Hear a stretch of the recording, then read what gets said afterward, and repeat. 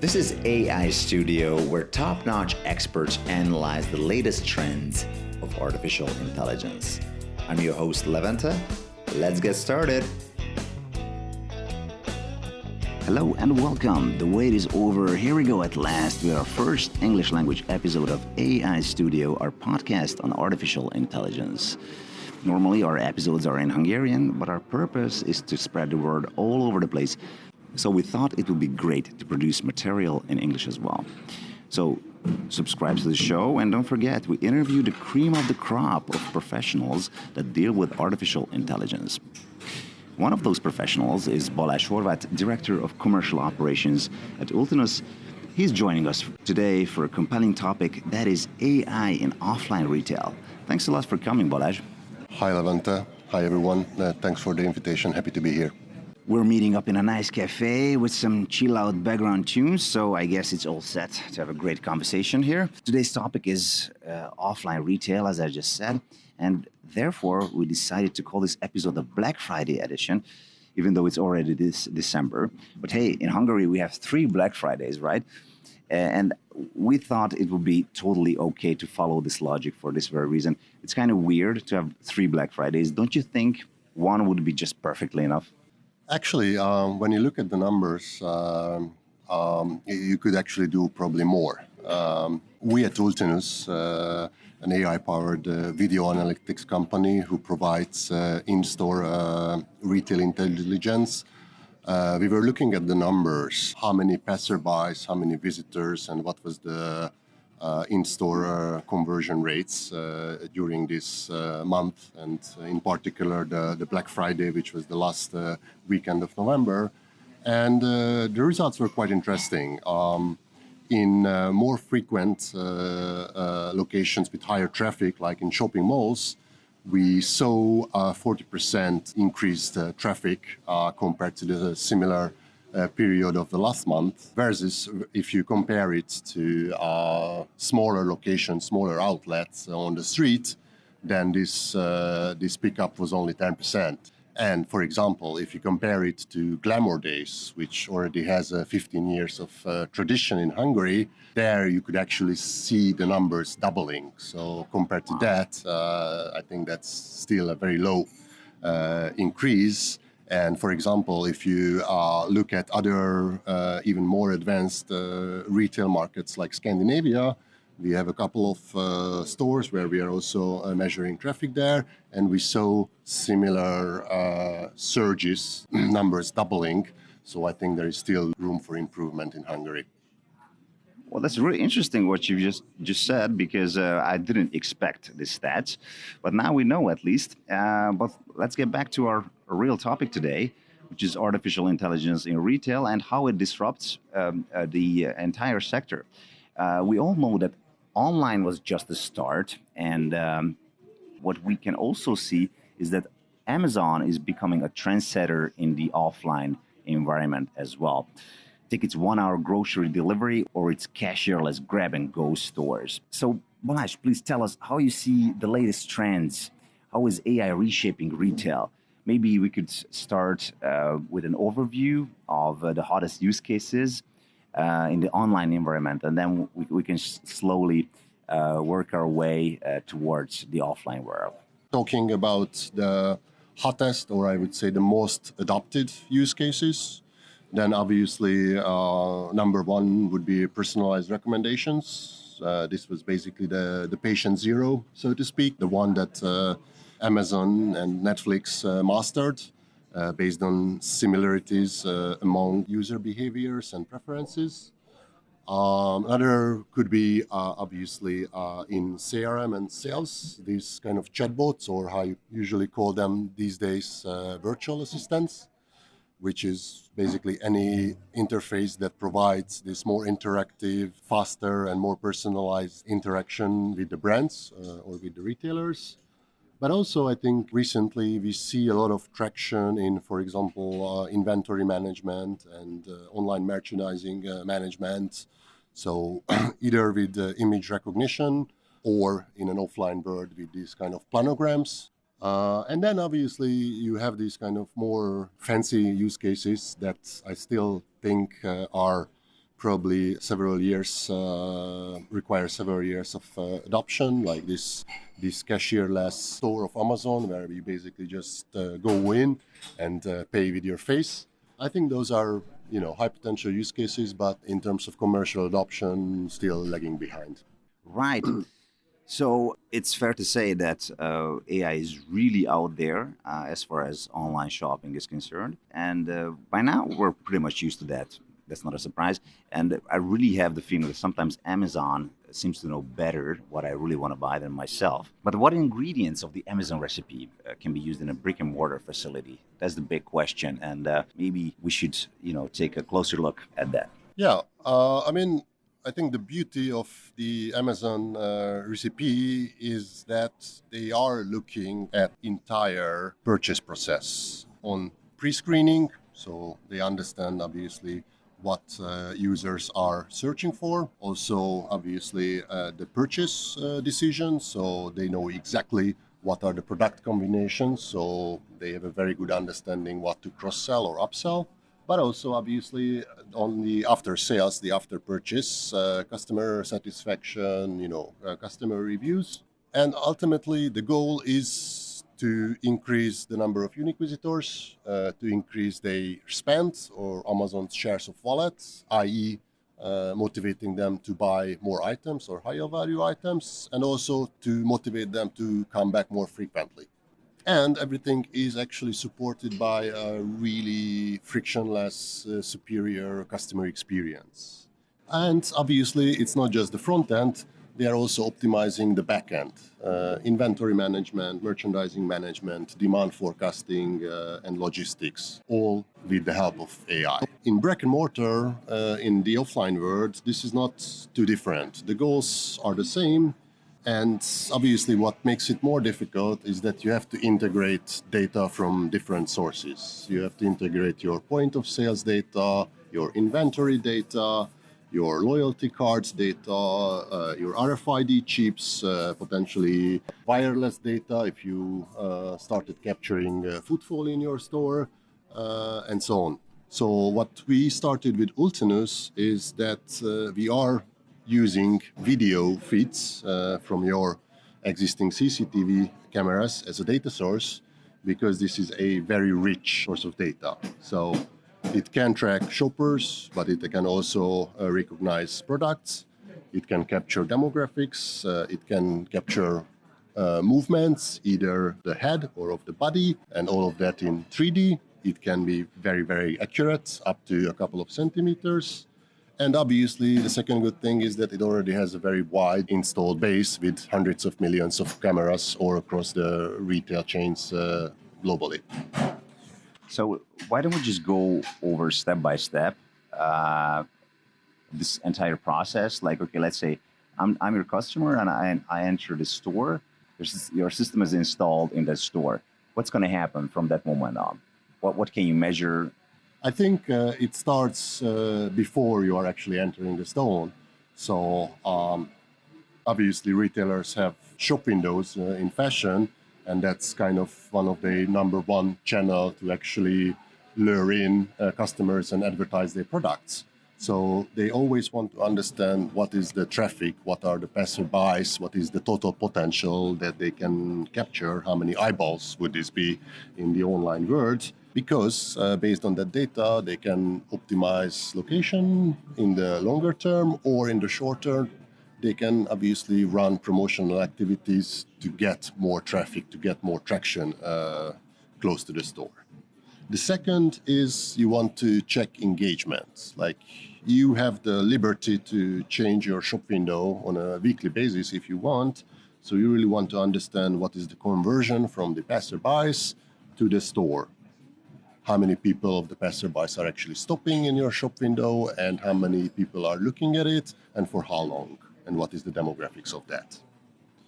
The third is, it's obviously important to get the customers in, but you also can then provide these personalized recommendations. If you have an interactive display, some demographics sensors, cameras in there, then you can give recommendations either based on the age and gender, or, for example, based on skin tone, skin color.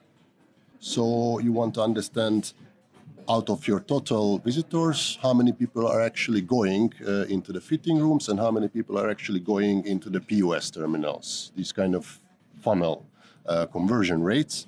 If you are combining it with RFID chips, RFID tags on products, then you can obviously also check what are the products that are going into the rooms and that are going into the POS terminals. And finally, once the purchase process is completed, in certain countries, like in the Middle East, you can also track repeat customers. So even if you don't have a loyalty program, you can understand what percentage of the customers are coming back. Right.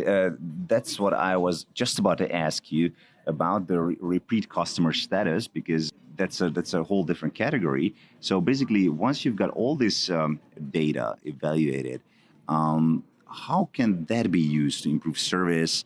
How can it be used to improve the customer journey and maybe rev up sales? Just think about this example. If I enter a drugstore, your system will exactly know that I will be out of that store within 2 minutes because I will go and pick up just one single item. Whereas if a typical 35-year-old lady enters that store, she would end up at the cashier about 45 minutes later with a shopping cart full of items. How can you convince me to load that shopping cart, and how can you use all the data to rev up sales and get the most of the available data? Yeah, so I think customer experience and the drivers behind it is very different by retail category. So if you are looking at convenience stores, drugstores, or grocery, food and grocery is not different from that. There, the number one driver of customer experience we found is actually queuing time. Obviously, along with having the right merchandise, the right goods on the shelves. But you don't want to stand in the queues. So what we can do at Ultinous is we are actually providing services to prevent the queues. So, we are checking a couple of data points, how many people are going into a store, how long they stay, how many cashiers are open, and also how long people take to get from the entrance to the exit. And what we found is that we can provide alerts through very different channels to the shop staff to actually prevent queues before they are about to form. And this can increase conversion rates through increased customer satisfaction. This can reduce abandoned baskets.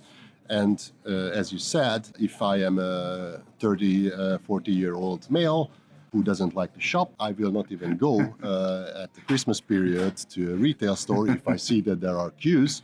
Right. So I think you can also tap to clientele that you couldn't do before. Right. Okay. So this is the period where we normally take a break. So why don't we just do that? And we'll be right back afterwards.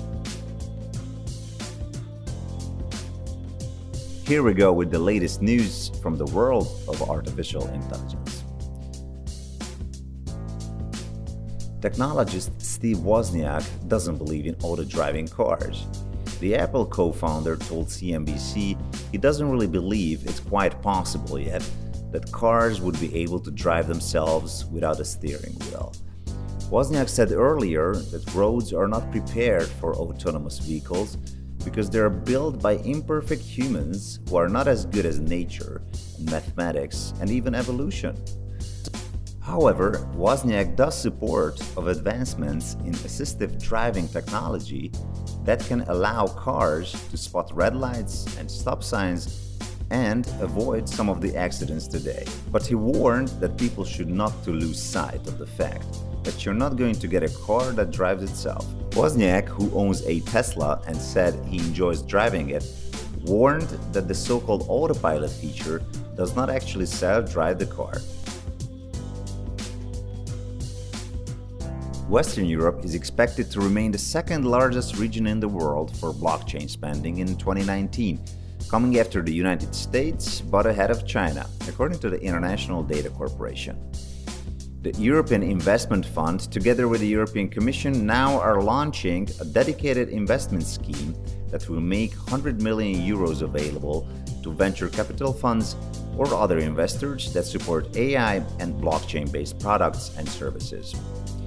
Investing in a portfolio in innovative AI and blockchain companies will help develop a dynamic EU-wide investors community on AI and blockchain. By involving national promotional banks, the volume of investments can be scaled up at a national level. The European Commission's and the European Investment Fund's participation in the market could be a powerful force for setting regulatory and legal precedents, driving a clarity of language, and easing the path to regulation on both AI and blockchain in Europe. NVIDIA and Microsoft are teaming up to provide the world's most innovative young companies with access to their respective accelerator programs for AI startups. Members of NVIDIA Inception and Microsoft for Startups can now receive all the benefits of both programs to continue growing and solving some of the world's most complex problems. With a variety of tools, technology, and resources, including NVIDIA GPU cloud instances on Azure, AI startups can move into production and deployment faster. NVIDIA and Microsoft will evaluate what startups in the joint program need and how NVIDIA Inception and Microsoft for Startups can help them achieve their goals. This was the news section of AI Studio. All right, we're continuing our conversation with Balázs Horváth, Director of Commercial Operations of Ultinous. And our topic today is how AI reshapes offline retail. Now, we've mentioned Amazon already several times, and it seems that everybody keeps talking about their solutions and how you're supposed to adapt their methods to your own operations.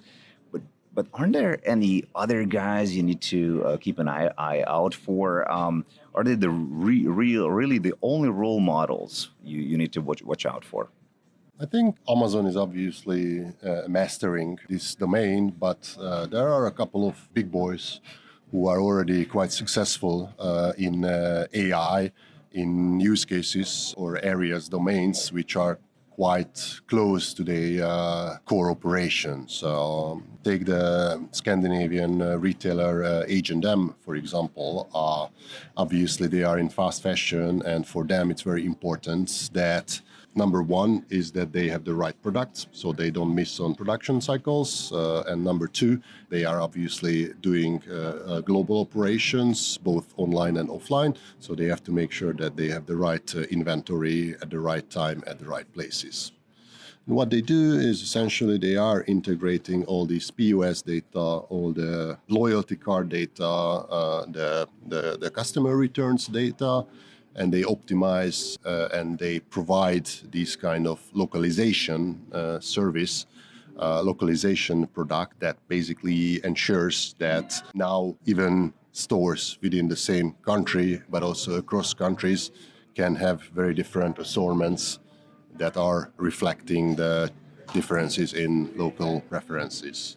But also they are doing obviously a lot of stuff in the back end. They have automated warehousing, so anytime, anywhere, delivery can happen also for online transactions within, let's say, 24 hours. So there are many examples of retailers that are already successful with AI-based transformations. And I think the fact that Amazon is also moving offline, I mean, everyone knows that they not only opened a couple of these cashierless stores, but they also acquired Whole Foods in the US, because they understand two things. Number one is that there are categories that will never be just online, where the majority of the transactions is still going to happen in the offline world. And the second is that no matter how dense is your internet penetration, and everyone can have Amazon on their phones or on their tablets, but still being able to go to a store on the next block is a much closer proximity than online. So I think the role of the physical stores will obviously shift, from transactions to more this kind of interactive and immersive experiences, where in this new so-called omni-channel world, the store is basically just a communication channel to actually lock in and inspire the customer. And for that, obviously providing the right assortment, augmented with superior customer experience based on human interactions with your stuff, understanding shopper behavior. Those are all areas that AI-based analytics can play a very big role in. Great. Well, that brings us to another question, which is pretty much the timing of the real AI breakthrough here. Because experts say that some of the giants like Walmart or Best Buy in the US, they're kind of slow to embrace all these AI solutions, even though they're the ones who basically sit on the largest piles of data, right?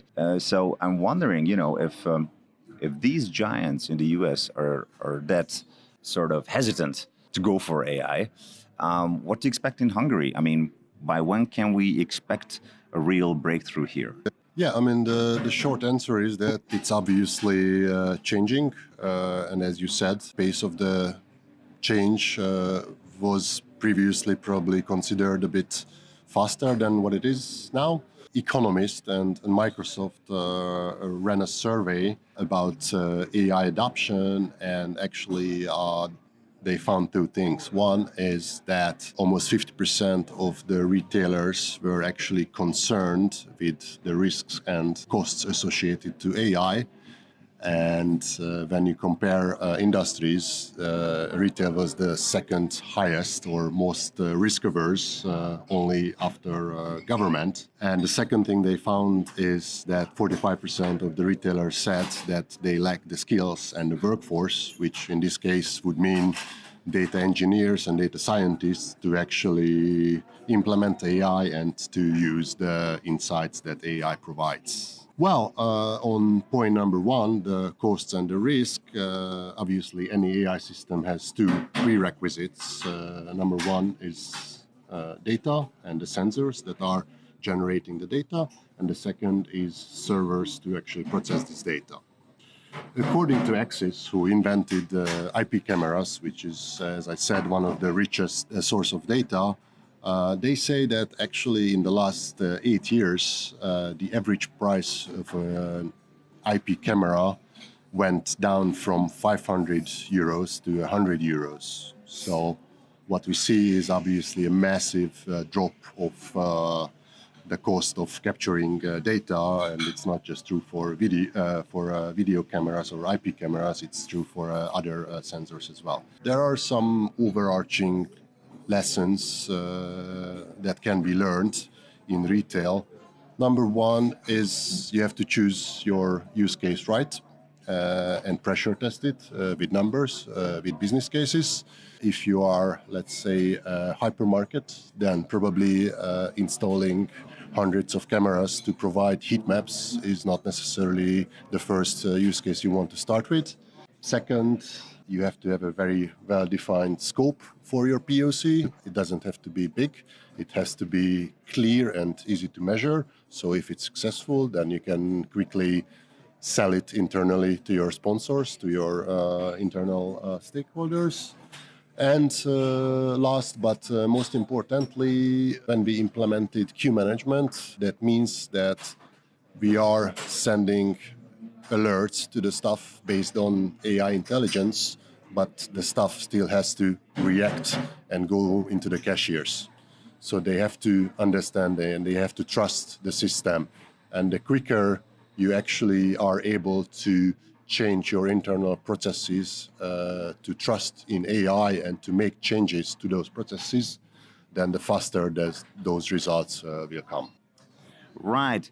Now, the last thing I want to cover is whether there's any way to hide from AI, so to say, because all these recommendations and tailor-made offers are great, but sometimes it just can be a bit too much. And now that we're discussing that it all comes to the offline world as well very soon, people might have the feeling that they're so sort of defenseless. What do you think of this?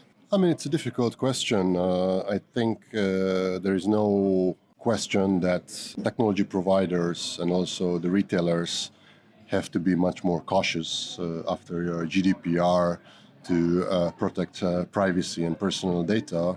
For example, we at Ultinous are providing this kind of anonymity on multiple layers.